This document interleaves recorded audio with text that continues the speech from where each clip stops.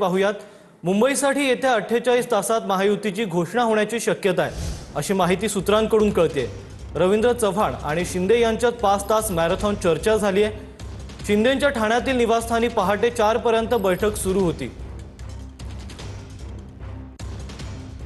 याबद्दल अधिकची माहिती देतील आपले प्रतिनिधी विनायक डावरुंग। विनायक, काय सांगाल?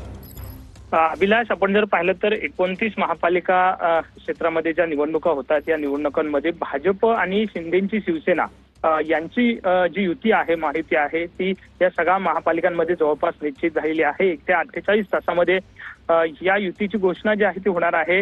अजितदादांची राष्ट्रवादी जी आहे ती सगळ्याच ठिकाणी वेगळी लढताना आपल्याला पाहायला दिसेल, परंतु भाजप आणि शिंदेची शिवसेना जी आहे हे दोन्ही पक्ष एकत्र लढणार आहेत। पुढील 48 तासात त्याची घोषणा होणार आहे।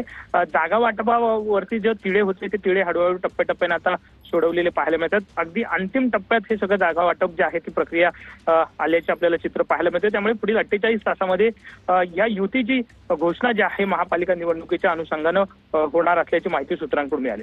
नक्कीच धन्यवाद विनायक, तुम्ही दिलेल्या सविस्तर माहितीबद्दल।